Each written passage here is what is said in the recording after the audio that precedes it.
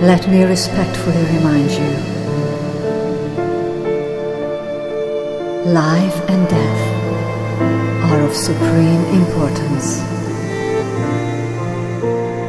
Time swiftly passes by, and opportunity is lost. Each of us should strive to awaken.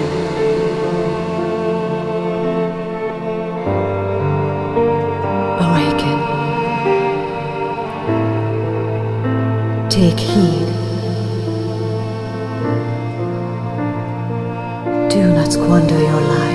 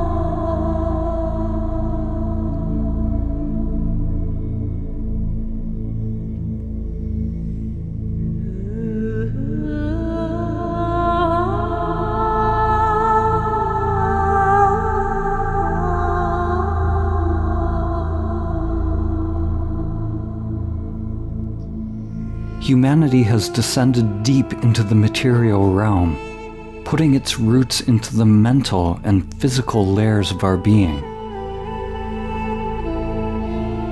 As Carl Jung said, to touch heaven, one's roots must reach into hell.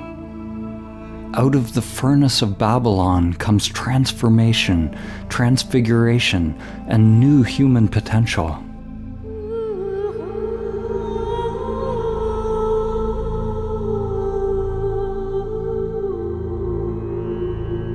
The Eastern traditions say that the lotus of awakening grows out of the mud of samsara, out of suffering.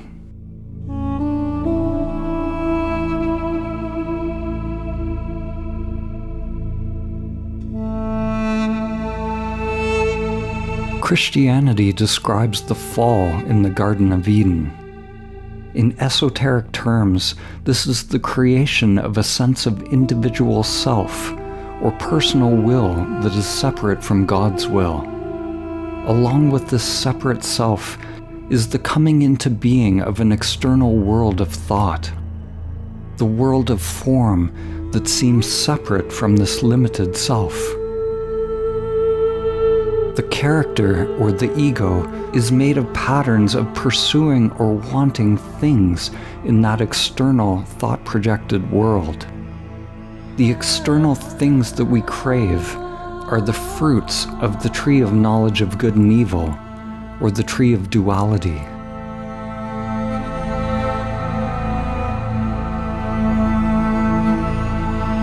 You could say that original sin is the desires of egoic or dualistic consciousness. This is Maya, the situation that humanity now finds itself in. Going after the external fruit means to miss the mark, to miss the now. Historically, there have been occasional rare awakenings, rare flowerings of human consciousness. The saints, the yogis, sages, and wisdom keepers. But humanity now has a unique opportunity to make this journey as a collective, en masse, to envision and co-create shared new realities as we rediscover the higher worlds and wake up from the collective dream of the limited self.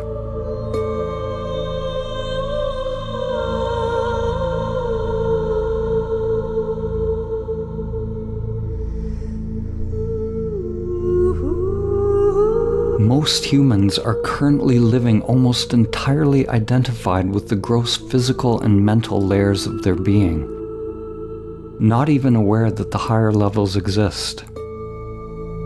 Most people do not know or suspect that there are spiritual capacities latent within the self-structure, waiting to be activated. By realizing these capacities, we connect to subtler and subtler levels of existence, while at the same time making the self-structure permeable to our true nature, disidentifying from all levels of mind or Maya.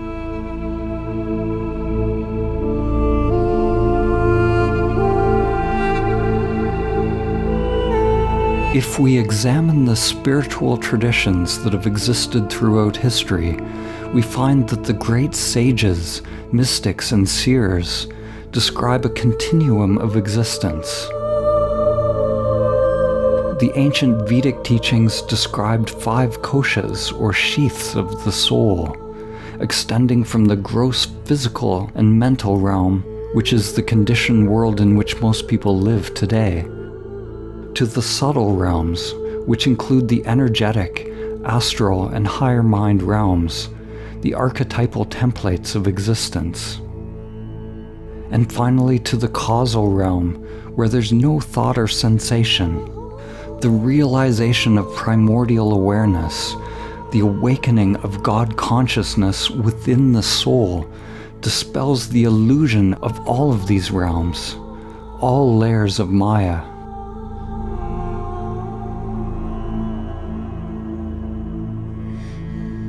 The ancient traditions contain numerous conceptual and language frameworks that point to this continuum from gross to subtle to causal. Whether it is the chakra system or kosha system of the Vedic traditions, or the dantians of Taoism, all levels within the field of change are Maya, the spiral that obscures our true nature, yet is the very expression of life itself. It is through the spiral of life that we experience human life. When all levels of Maya are realized to be empty of self, what is possible is an unfathomable non-duality, or mystical union beyond all language, which includes yet transcends all of the other levels.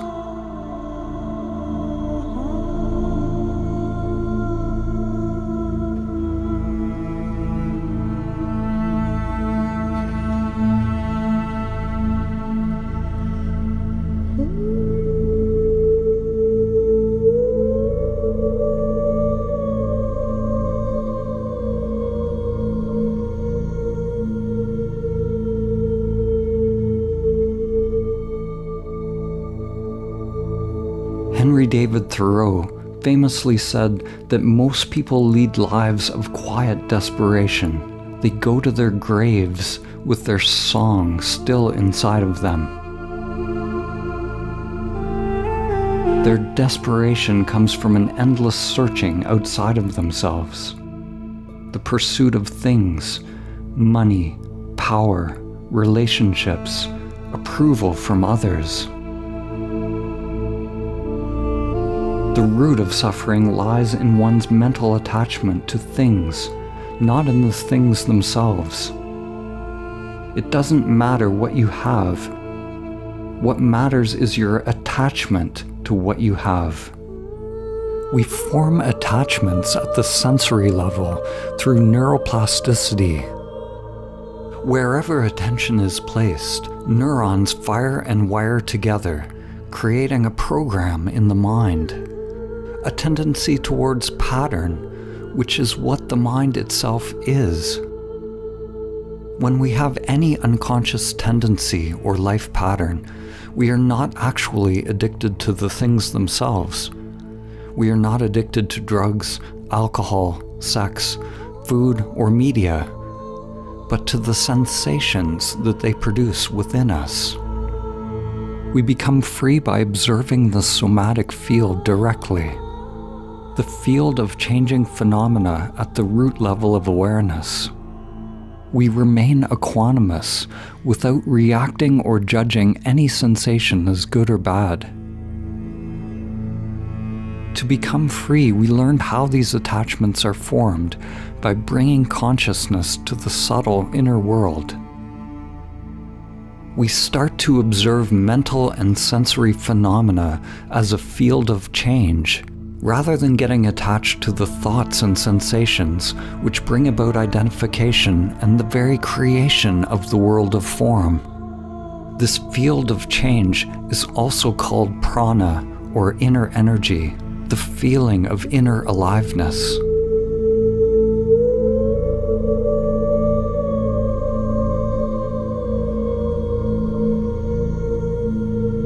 The shift to a new earth is a shift out of materialism. What we are witnessing is a release of the old paradigms and the pathological egoic agenda to endlessly acquire more. What you are seeing around you right now may seem like darkness. It may seem like madness. Actually, this is what awakening looks like on planet Earth. You are witnessing the dismantling of the old patterns. Many people are disillusioned with the current political, social, economic, and religious systems. They no longer trust the egoic agendas of the media, industries, and so-called spiritual systems. They don't trust the medical establishment or the government. People are disillusioned. This dispelling of illusion is a necessary part of seeing the truth, a coming face to face with the spiritual sickness that is inherent in this time we are living in, and for coming out of egoic consciousness. By egoic consciousness, I mean the patterns of craving and aversion that operate unconsciously. The collective samskaras, or conditioned patterns, which create the conditions of Maya, the identification with our characters, or with social groups, or anything we define ourselves by, with the various personas and archetypes we are playing out in this lifetime. The self-structure is an interface with the world. We don't want to get rid of that interface or destroy it.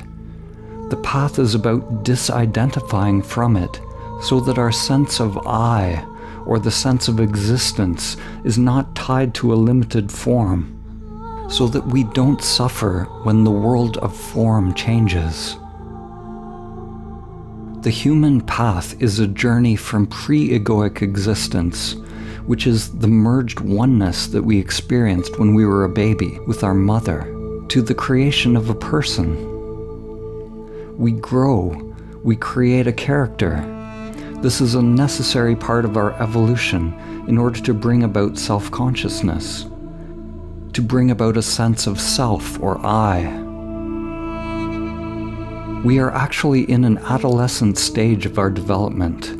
We're in an ego-identified stage. But the next step beyond self-consciousness is to realize transpersonal levels of self. to realize shared levels of consciousness, various levels of logos or higher mind. You could say levels of soul if you prefer that language. Our sphere of compassion expands. This is an expansion through love.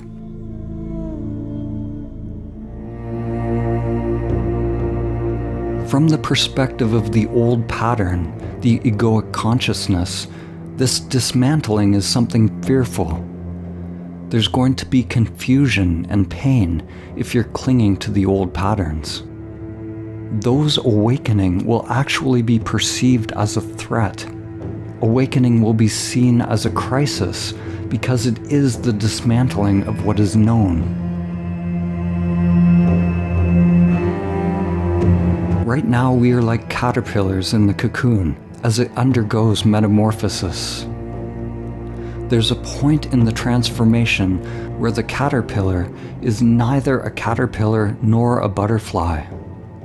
At this point, to the one undergoing the metamorphosis, the old self, it may seem that all is lost, but it's merely part of the process.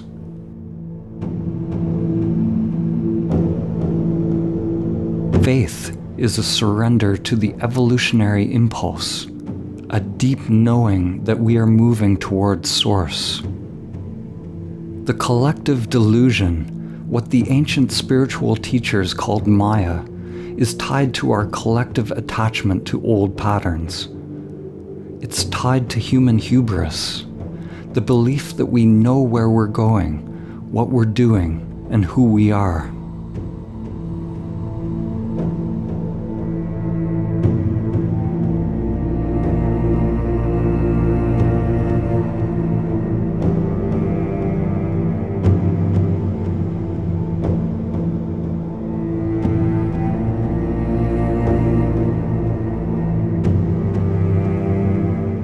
The French painter Paul Gauguin is famous for a painting which he entitled, "Where do we come from? What are we? And where are we going?" These three questions require a humility. To find out what we are, to find out the truth, we first have to acknowledge that we don't have the truth. We don't have the answer if we want to find the answer.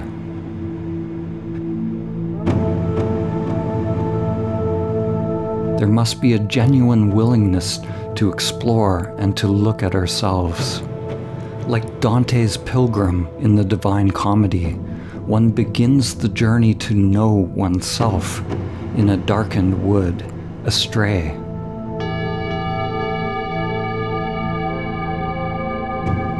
Recognizing that we are lost.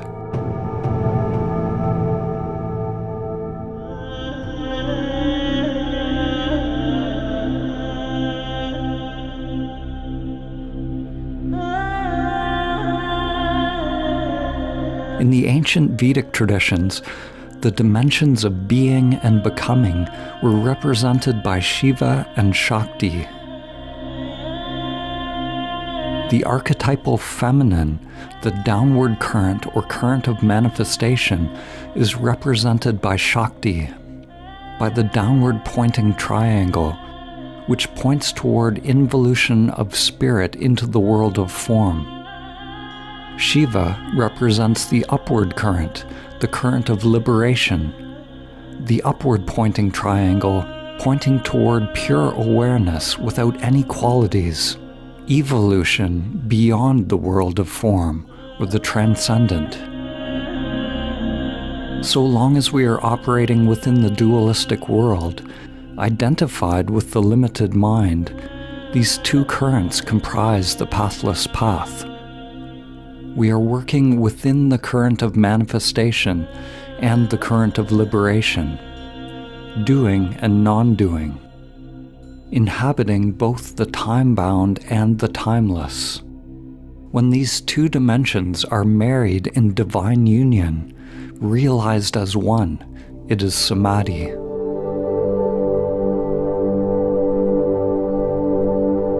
When in union, they represent the balance and coexistence of these two dimensions, like the Star of David or the Anahata symbol, which is the ancient symbol representing the spiritual heart, the unstruck sound, the transcendent source of the primordial Om that is dancing the universe into being.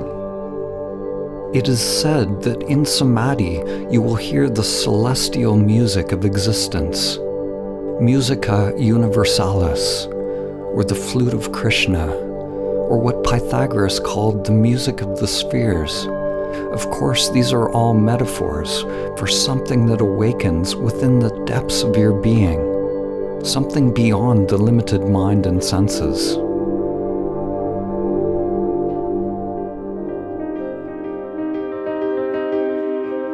There are spiritual systems that focus on the subtle body, using practices such as observing the breath, sensations, working with chi or prana, working with techniques, practices, and processes that can be learned with the conditioned mind.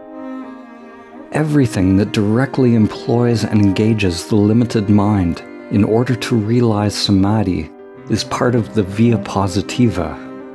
This is what we call the Shakti path.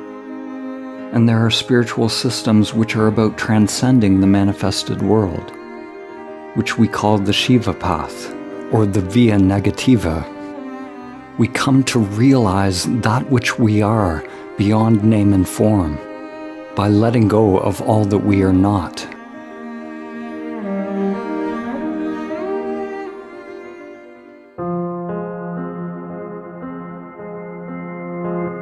The way to Samadhi has been given many names, such as meditation, self-inquiry, or prayer. Most people who practice these things today are practicing some technique, but the ancient form of meditation that leads to Samadhi is actually not an activity. It is not something that you do or practice, but it is actually the cessation of the meditator, the seeker or the doer. True meditation is union with what is, and it only begins to happen when the ego fails in its attempt to meditate and realizes its own limitations. The ego, the you that you think you are, must necessarily fail in all attempts to meditate for true meditation to come about. The closer we come to the truth, the closer we come to Samadhi, the less doing there is, the less technique there is. The techniques are all part of the past. We drop the doing and the doer. We drop the seeking and the seeker to come to the unconditioned present. Some teachers overemphasize techniques, while some undervalue them. It's important to understand that the technique is a stepping stone. We don't want to abandon the technique, but we don't cling to it.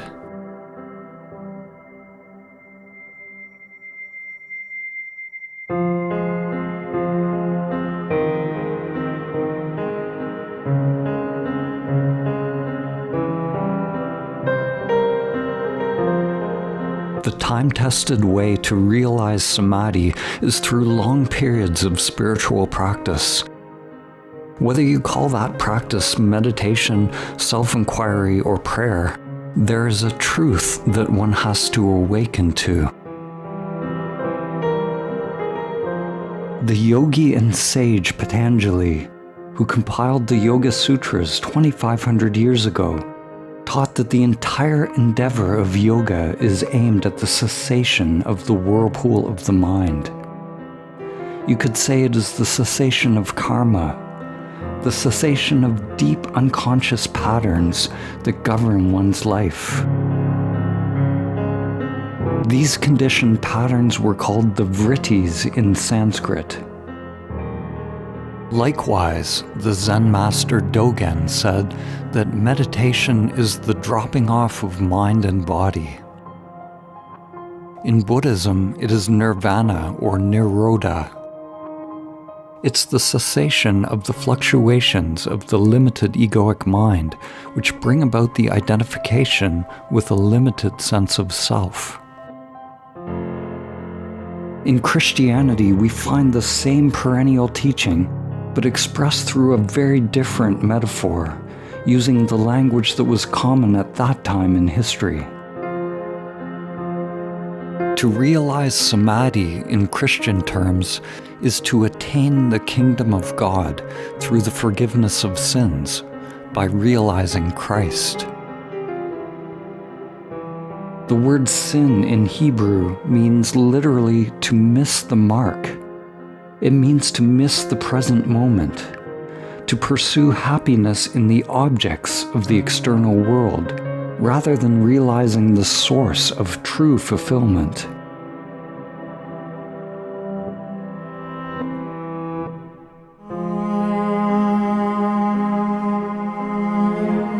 To come into the now, to the present moment, is to learn to surrender the preferences of the conditioned mind, to burn up opposing states by remaining non-reactive to anything that is appearing within the field of change. To meditate is to burn up the conditioned self, or you could say to free energy from the conditioned self. This truth is found in the Gospel of Thomas, which says, "If you bring forth what is within you, what you bring forth will save you. If you do not bring forth what is within you, what you do not bring forth will destroy you."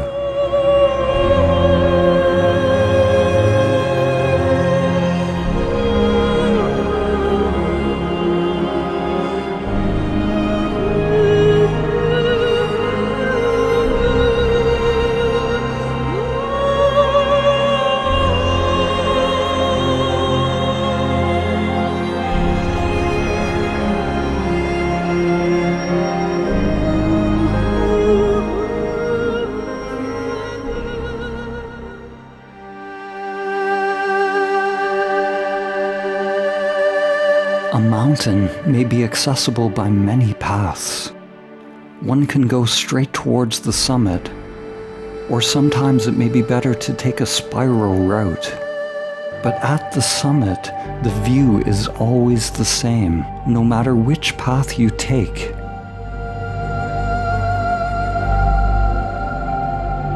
Humans have created thousands of meditation techniques throughout the millennia, not to mention countless yoga postures, asanas, specialized breathing or pranayama, and every conceivable variety of ritual or practice.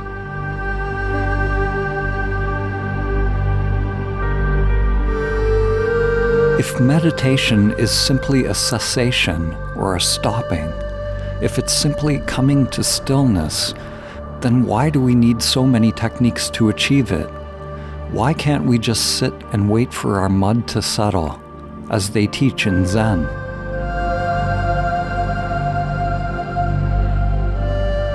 The truth is, we can just stop.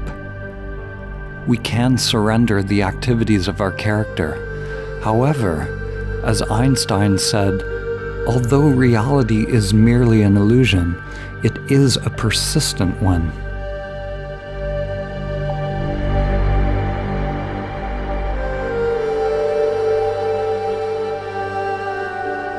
It is this persistence of the illusion that makes it necessary for most people to penetrate into the unconscious mind.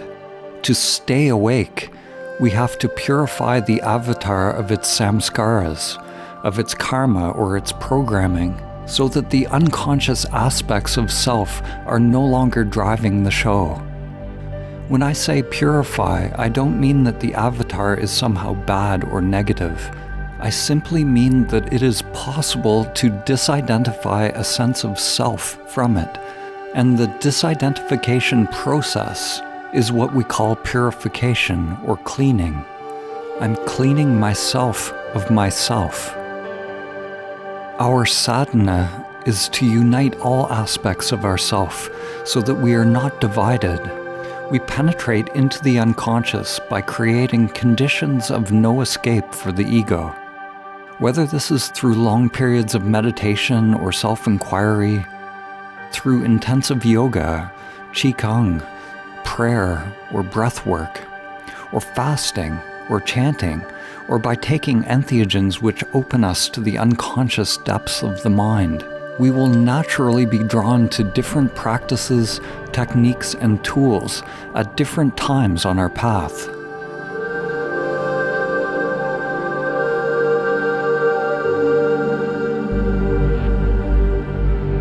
Whatever the practice or technique is, the purification will happen as long as we are cultivating presence and equanimity, being here in the now, as well as surrendered to what is.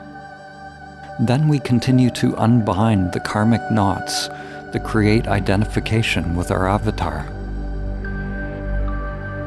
We let go of judging any sensation or thought as good or bad, always going deeper into the sensory field, always perceiving subtler and subtler phenomena, becoming so conscious of what is arising that there is a merging with the meditation object. We become the breath. We become the yoga posture.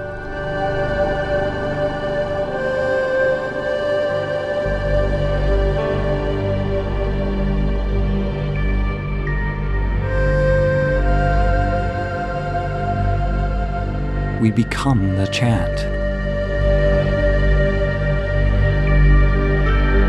We become the avatar.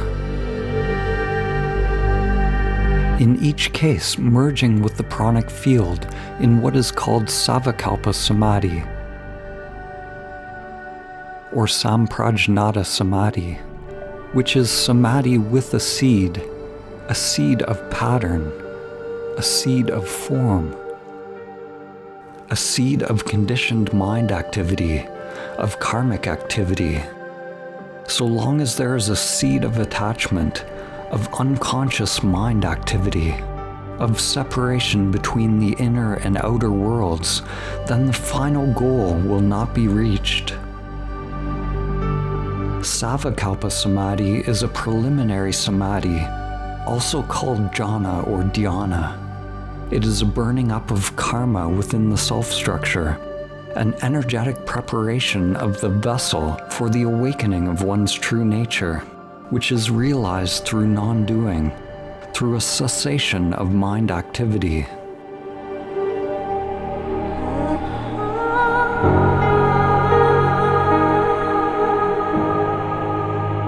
Your mind is like a pond, and your thoughts are like waves or ripples upon that pond.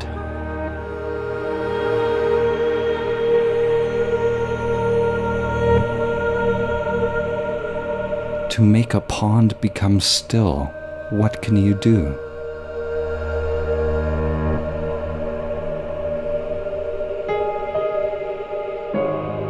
Anything you do will stir up more waves. You can't smooth it out or make it be still.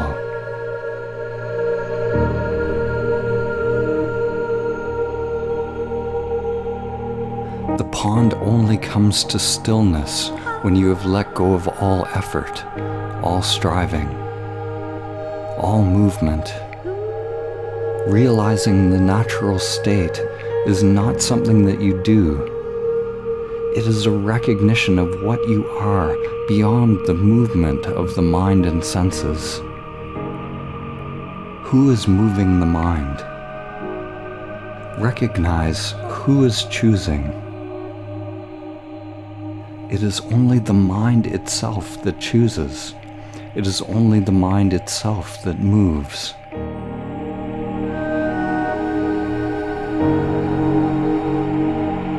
It is only the mind itself that wants to try to still the mind.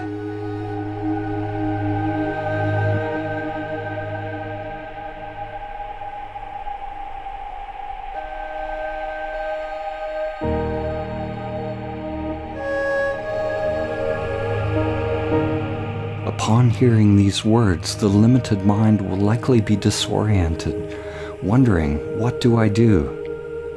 Just allow that disorientation. Become aware of the true self.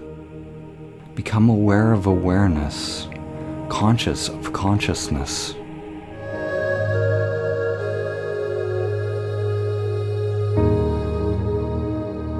Stay with it until it alone becomes your reality. At the beginning, when you try to observe awareness, you will see only the false self, only the movements of the mind. When I say be aware of the true self, it is not a turning, it is not a movement. It is not like pointing a camera at a new object, but rather it is a giving up or a cessation of the interest or attachment to the movements of the mind.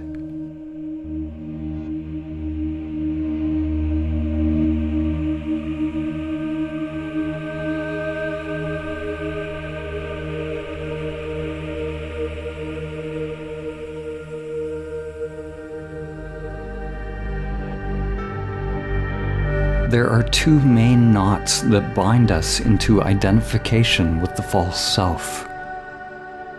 The body wants comfort, and the mind wants to know.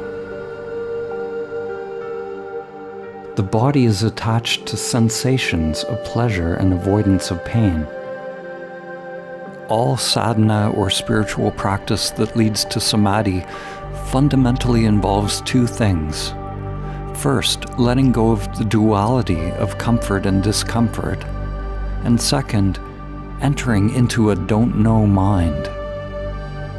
Deep inner surrender, energetic surrender, and being thoughtlessly present, choicelessly aware.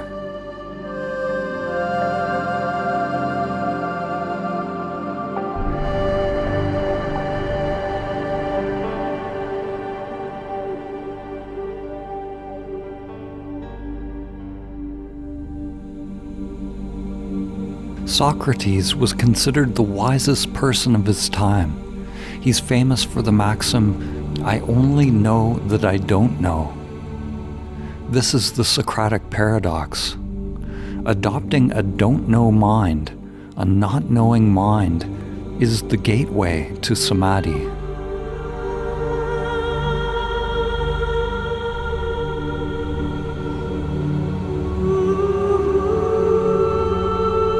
Wait, be still without hope, without thought, because hope would be based on some idea and would be keeping energy flowing into the conditioned mind.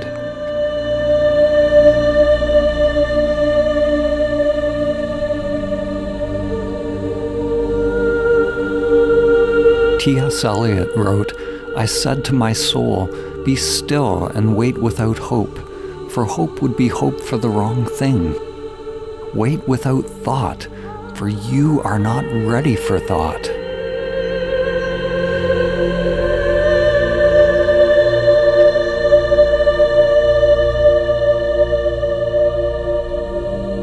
The moment you have a hope, a motive, or a thought is the moment that you are again caught in the conditioned mind. In the Divine Comedy, Dante wrote of an inscription at the entrance to hell. "Abandon all hope, ye who enter here."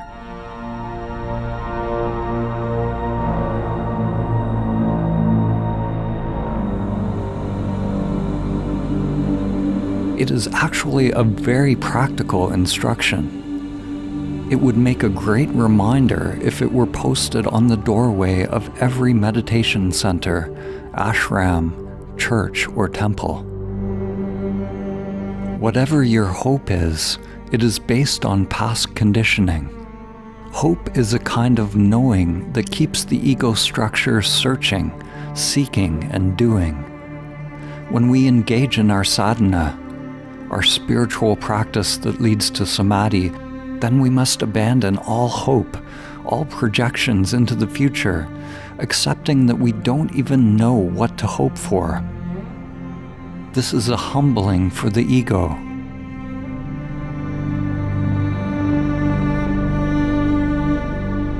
When we abandon hope, we also abandon fear.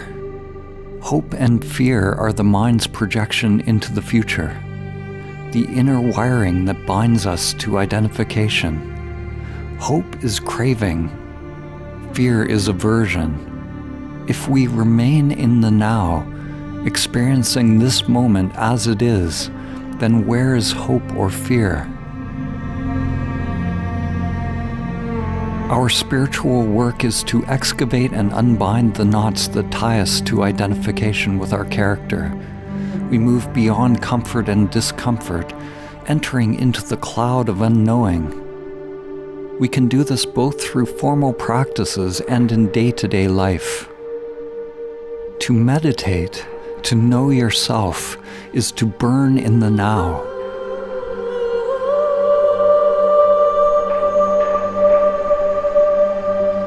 To burn up your patterns, your preferences.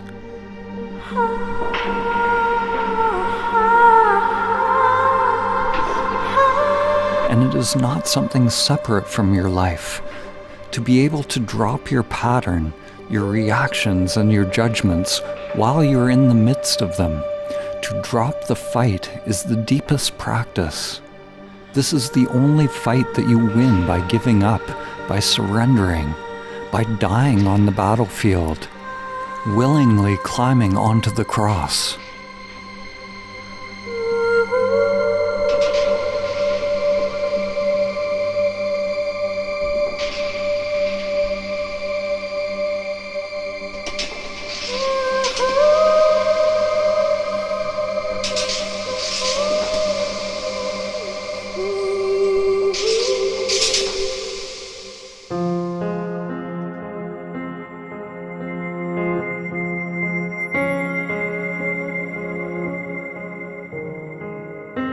Some people are ready for the highest teachings on meditation and self-inquiry, the simple and clear truth.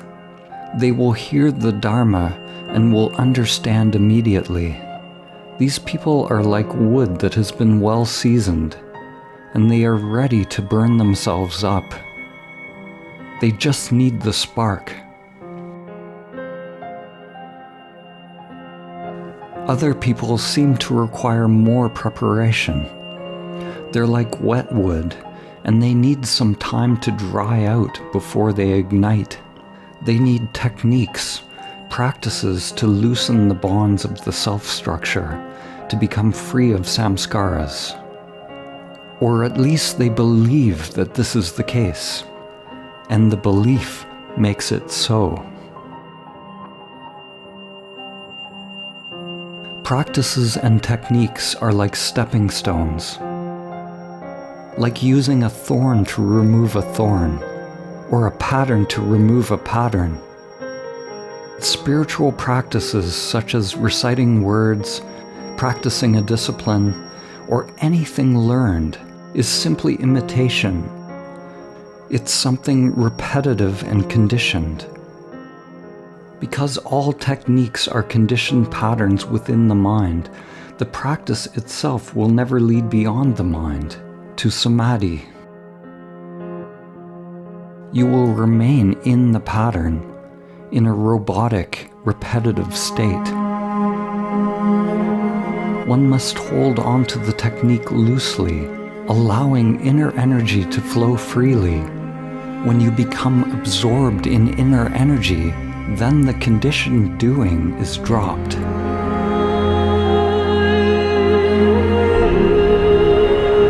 The conditioned doing, the unconscious programming, was formed due to incomplete experiences. Whenever we have an incomplete experience, it creates an impression in the mind. It creates a little program in the unconscious. This programming or conditioning can come from traumas or simply experiences that we have turned away from because they were too painful. Our self-structure is made up of a legion of little programs which come into being because of incomplete experiences. These memory imprints are not only stored in the brain, but within the energetic systems of the body. throughout the nervous system, the fascia, and many networks of nadis or meridians. These programs take energy to run. If energy is trapped in the unconscious, then it's like leaving apps open on your phone, draining your battery.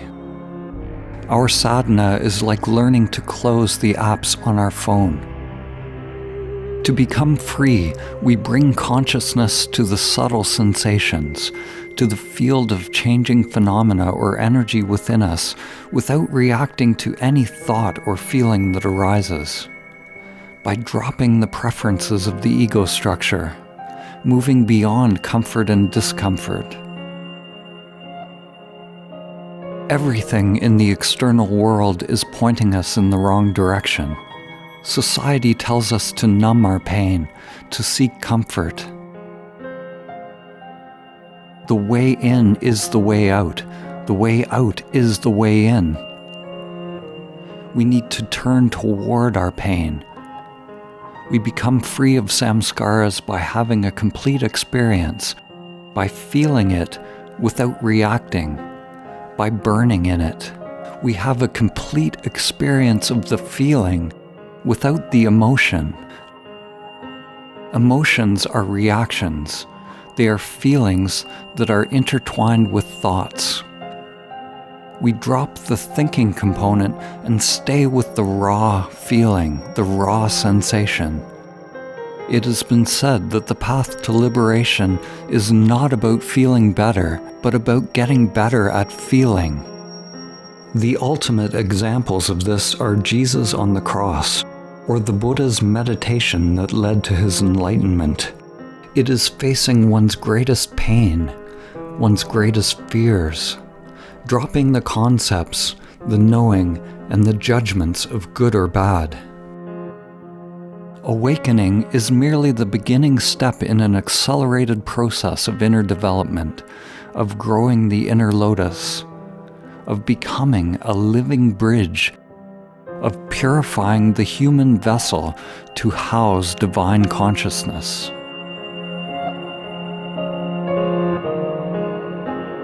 Energy is like the Rosetta Stone for spiritual practices. If you understand how energy works, you understand the usefulness of the practice.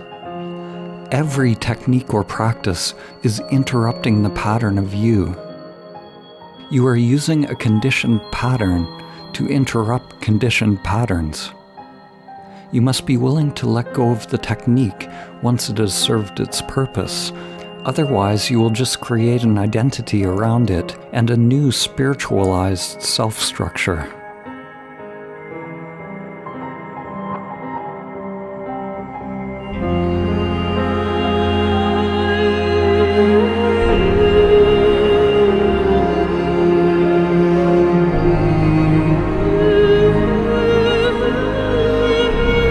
To reach the deeper stages of meditation, we must let go of everything we think we know about meditation. The ancient terms for meditation, jhana, dhyana, zen, or chan, refer to a sort of inner dissolving, a kind of meditative absorption, a transformation or inner purification of egoic conditioning. The ancient meaning of the word jhana is related to the Pali word japeti, which means to burn up. It is a burning up of defilements, of sin or samskaras.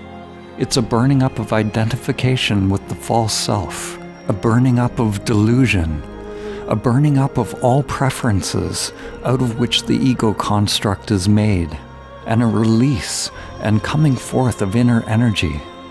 One becomes equanimous with what is, surrendered to what is, attentive to what is.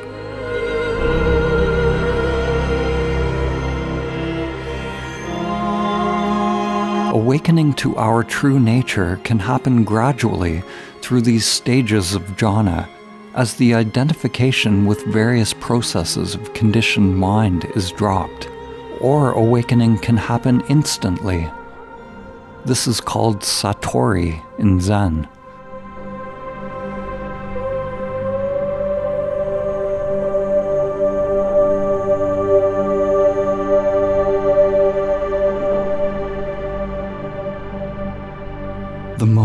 pure teaching is transmitted in silence. But with the world such as it is today, very few will understand or be drawn into the source of that silence.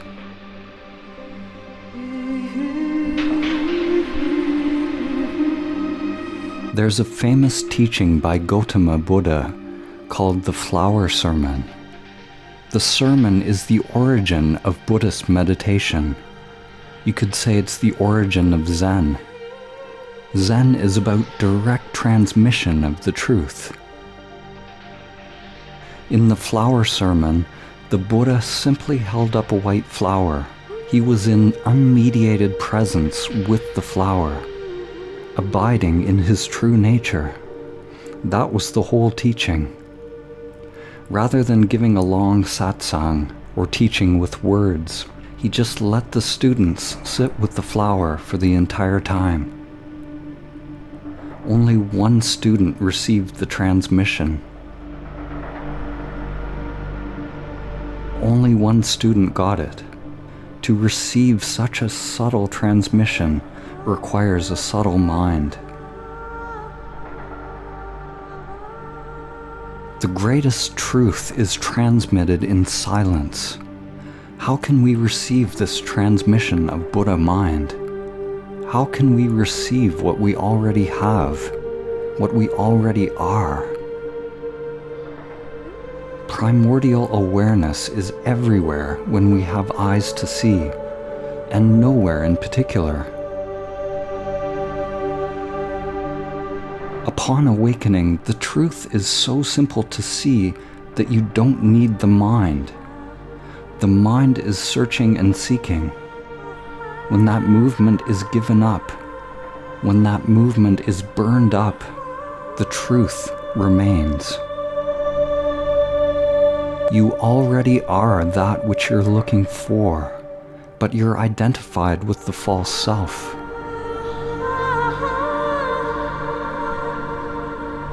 Notice the flower, and notice who or what is observing the flower.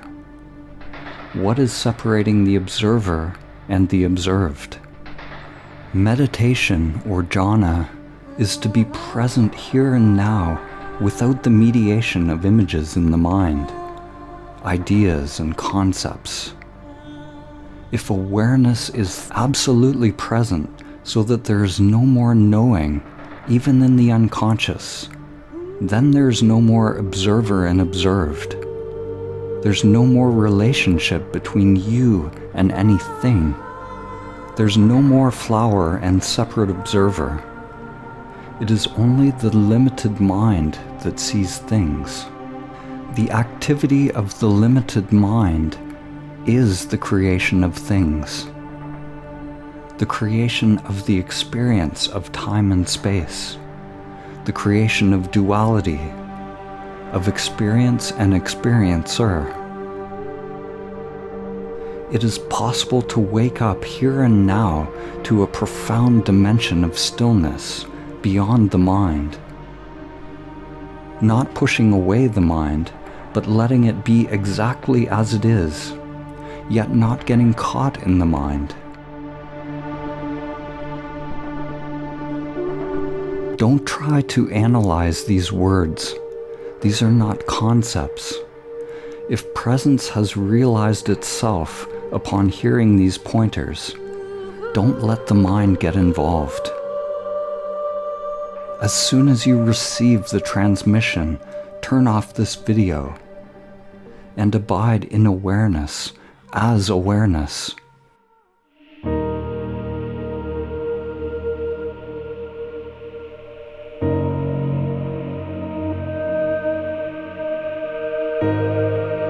Silence is the greatest teaching, the purest teaching. The next best teaching is pointing directly at the unfathomable. This next teaching has had many names throughout history. It is pointing toward the transcendent self, or pure consciousness.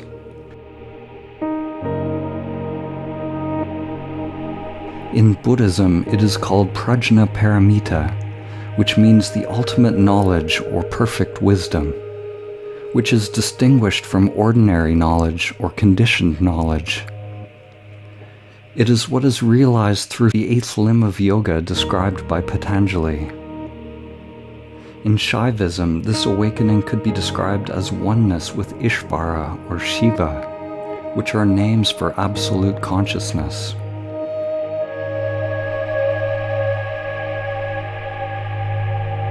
In Western mystical traditions, the terms henosis or apophaticism have been used to refer to union with the One.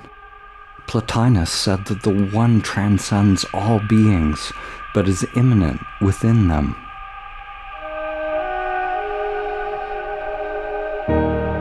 In Tibetan Dzogchen, it is described as the natural, primordial state of being. They use the word Rigpa to refer to the ground of existence.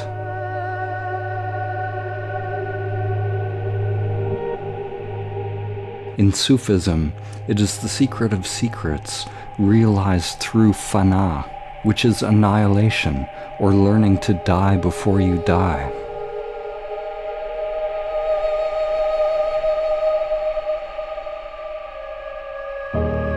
In Mahamudra, it is the great seal, or the great imprint, the realization of the natural state, primordial awareness, emptiness, absolute, clear and transparent, without root. Do not listen to these words with the mind, but recognize within the depths of consciousness that to which they point.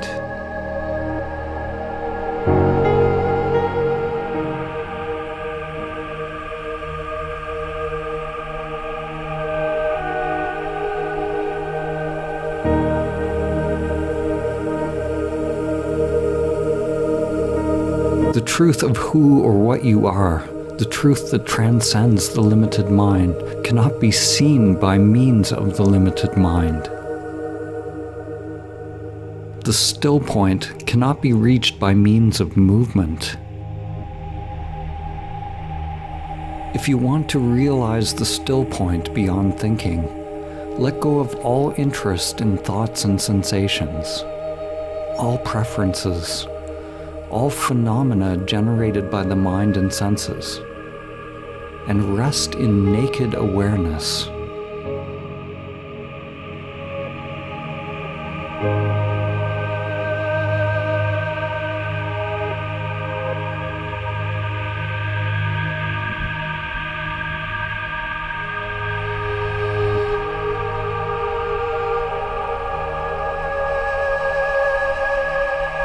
Thoughts and sensations are a field of constantly changing phenomena. What is unchanging is the awareness of that field of change.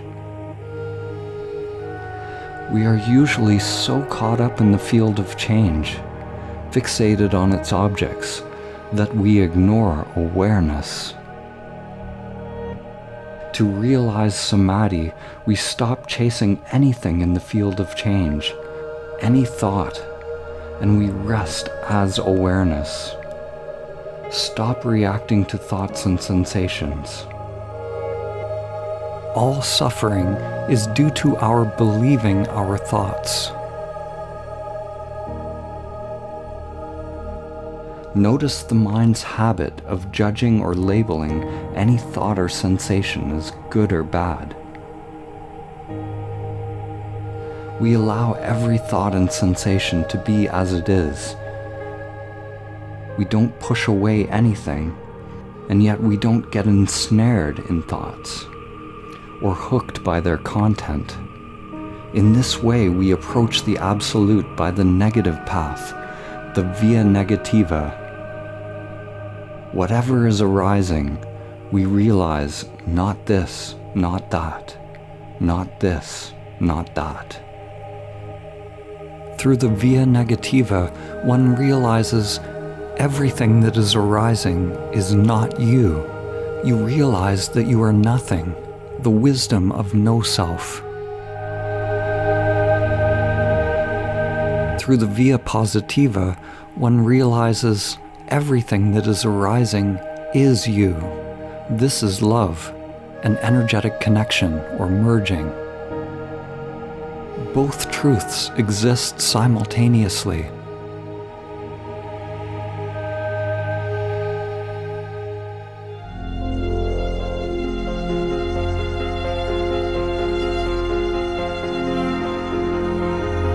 Form is exactly emptiness.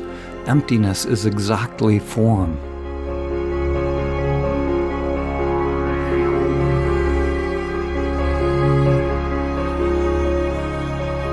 There's a saying in Zen, at the beginning of the path, mountains are mountains and rivers are rivers.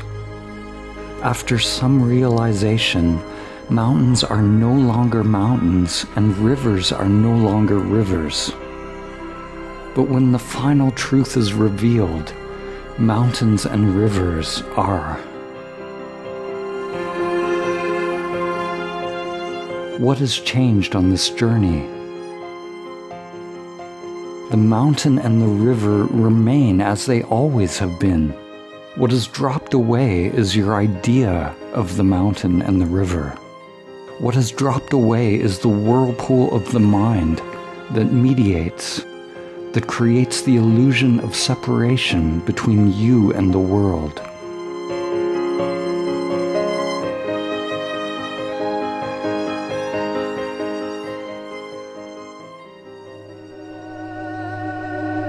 To realize Samadhi is not to achieve some extraordinary state, nor is it about staying in the ordinary state of mind. Only the limited mind or egoic mind discriminates ordinary and extraordinary.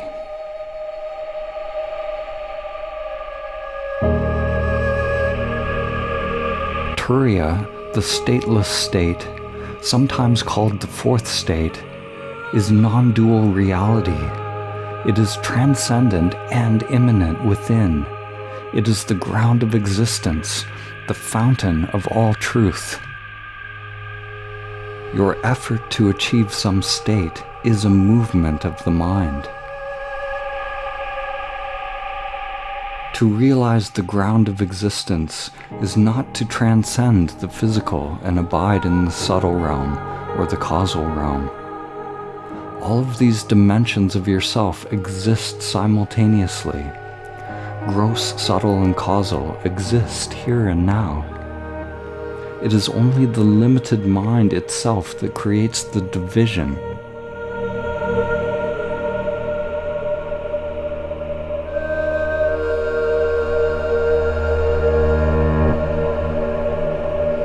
To realize Samadhi is not to try to achieve something.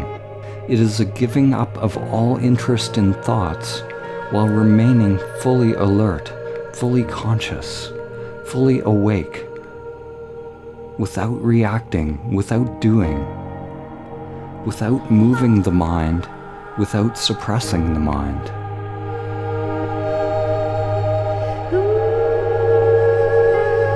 To be aware, to be fully attentive to what is happening, without the mediation of egoic conditioning, without concepts, without controlling, manipulating, or distortion, without the filtering of the limited mind.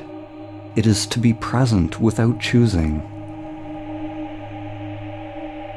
Present without choosing, and therefore without a chooser. You could call this a mirror mind. A beginner's mind without memory or past. An open or transparent mind. You make every moment new.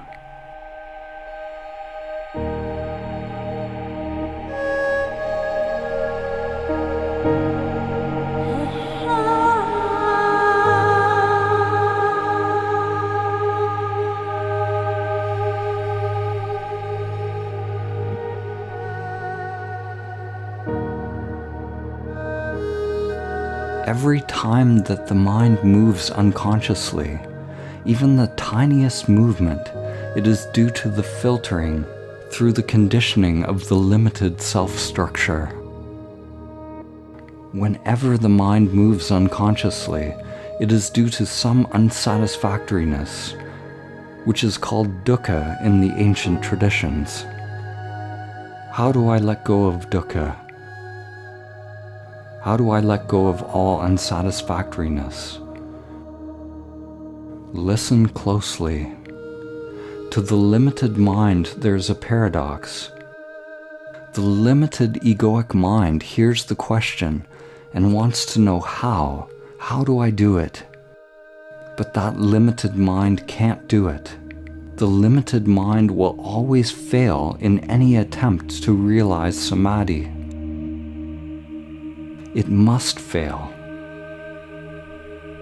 The limited mind does not awaken. Primordial awareness wakes up from its identification with the limited mind.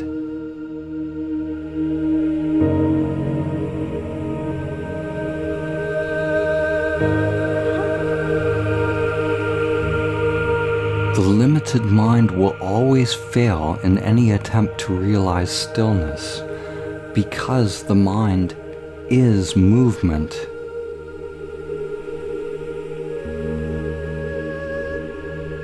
The mind itself is movement, and this movement creates the experience of time and space, creates separation. It is an endless process of doing. On the pathless path, we awaken from identifying with the character that is doing to recognizing the dimension of being.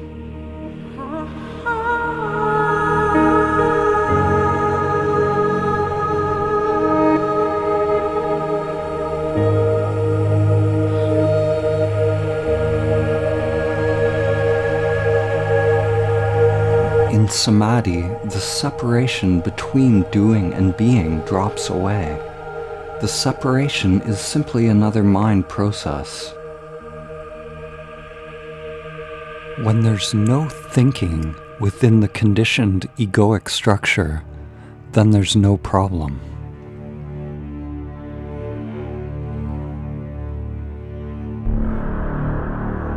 The you that you think you are is a process, a constant movement of egoic thought, a collection of patterns and preferences. That you has to die. The pathological pattern of you has to end for Samadhi to be realized. Let that sink in.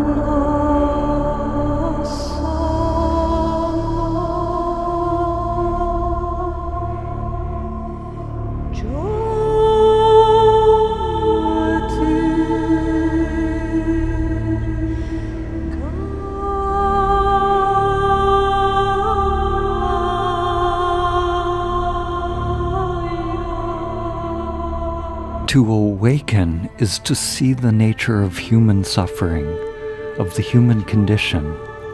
It is the recognition of who or what suffers.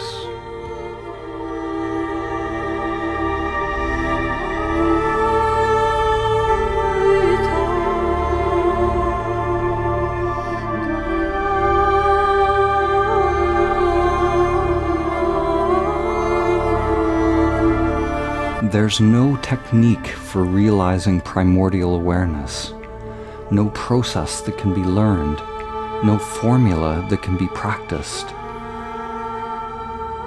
What I'm getting at can be received in an instant, in a flash.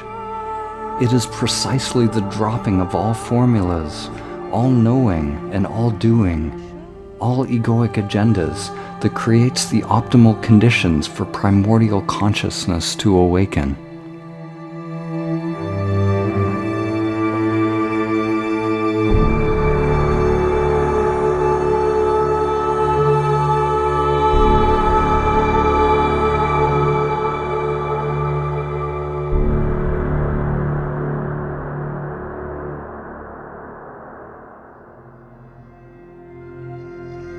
If I try to tell you how to be aware, then you'll be paying attention to my words or doing something that I told you, rather than being aware of what's actually happening in the now.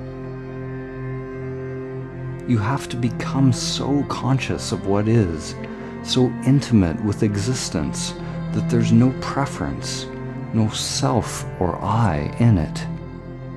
You inhabit or merge consciousness into what's happening. When egoic activity is dropped, you become that which is arising.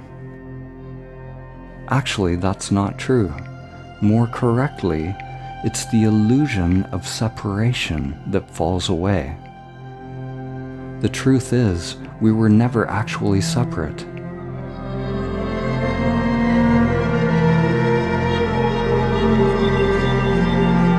Spiritual teachers have given the instruction to reach Samadhi. Be still and know. Be still and know the true self, primordial awareness beyond name and form. Be still and know that you are God, the true self, Buddha nature.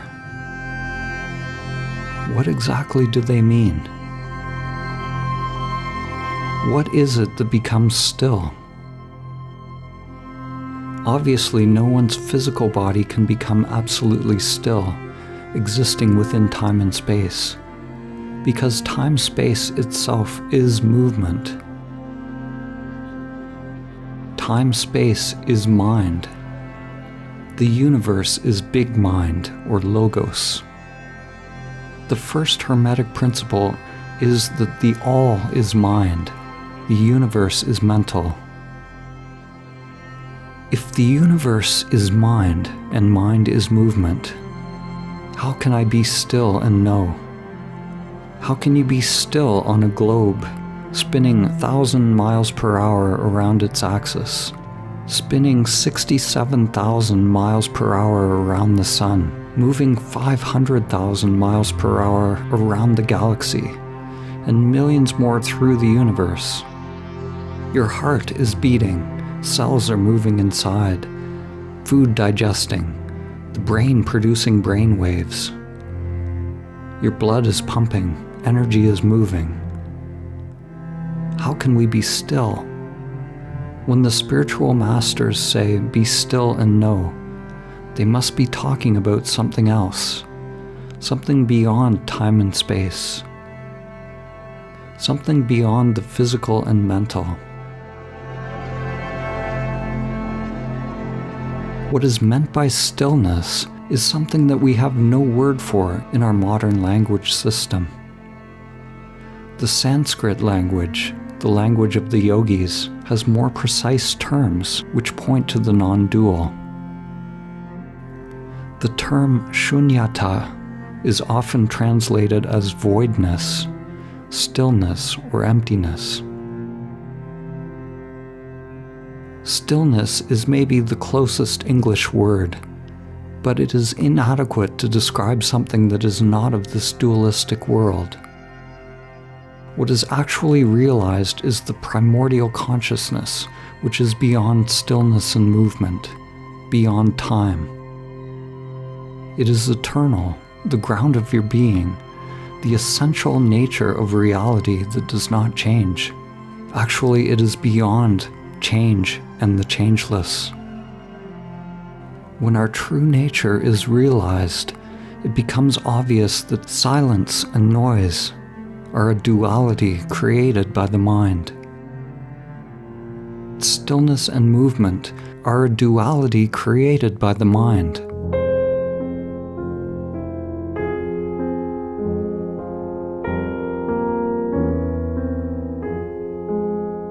Everything is already inherent within that primordial stillness. The movement of the world is identical to stillness. Be still and know. Be in motion and know. It is all emptiness dancing. This is not something philosophical, but an entirely different way of interfacing with the world. Actually, it's about dropping the interface, dropping the reducing valve, which is the self-structure, and experiencing your true nature unmediated by the limited mind. The so-called outer world is transcended by realizing stillness, which, when realized, includes that which it transcends.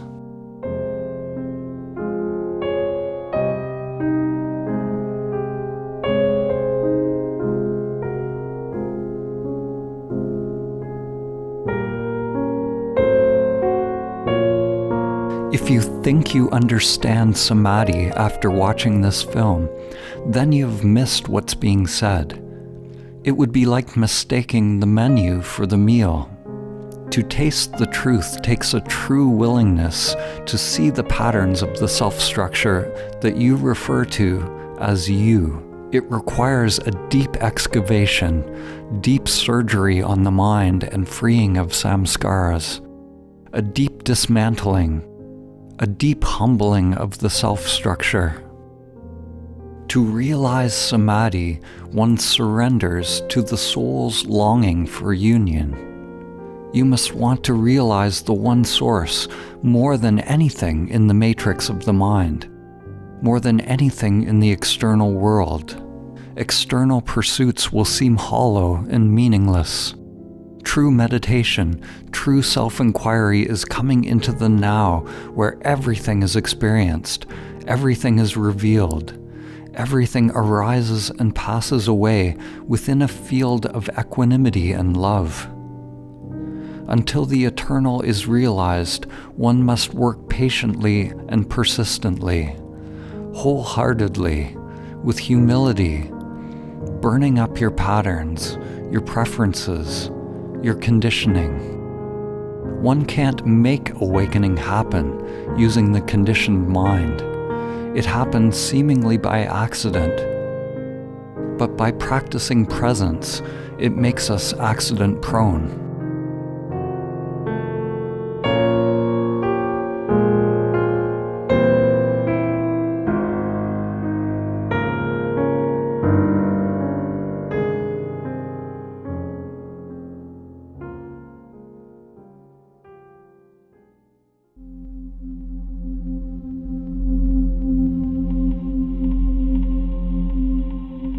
The final words of Socrates before he was executed were a warning to the world.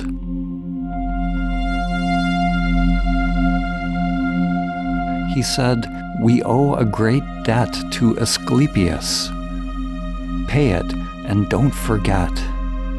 Asclepius was the god of healing, and you may be familiar with the Asclepius staff, which is a rod entwined with a serpent.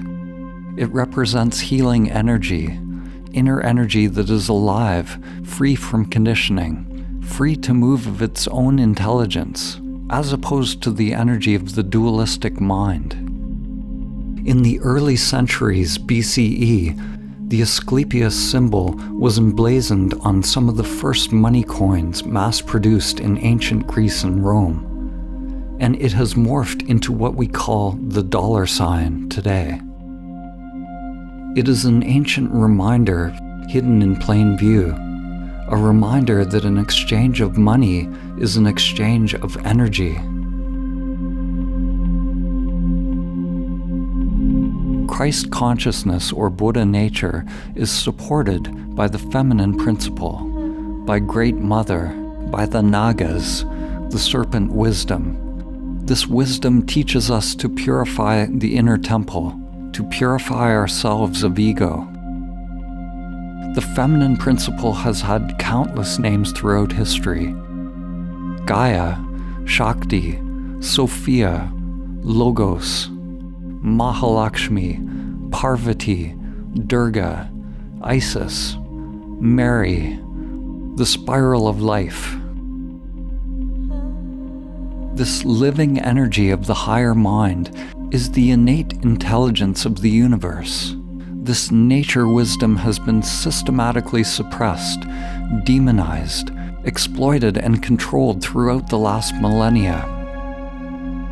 In order to free energy from the unconscious definitions that we hold, we must unbind the knots that create identification with the ego structure. Letting go of grasping at comfort, letting go of knowing.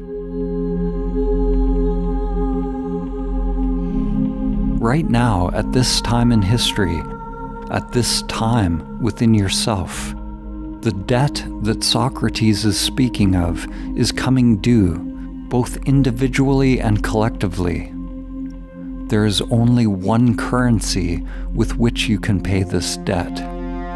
You must pay with yourself.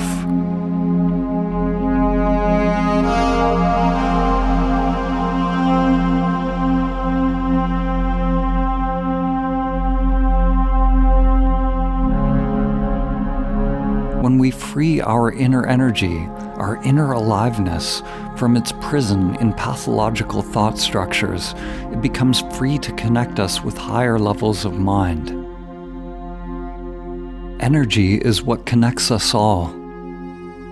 Another name for this energy is love. All true spiritual masters say that love is the true religion. Love is the religion of the future. It cannot be institutionalized, systematized, or conditioned. Love is inseparable from the realization of the one primordial consciousness. To love is to be one with.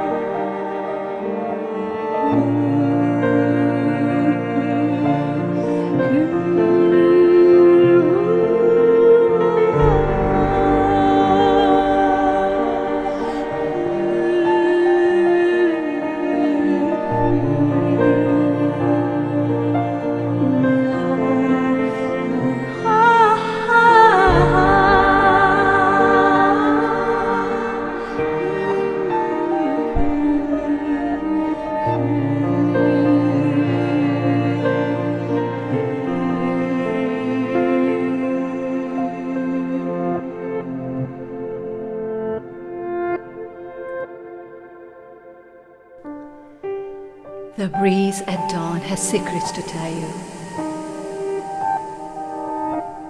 Don't go back to sleep. You must ask for what you really want. Don't go back to sleep. People are going back and forth across the door sill where the two worlds touch. The door is round and open. Don't go back to sleep.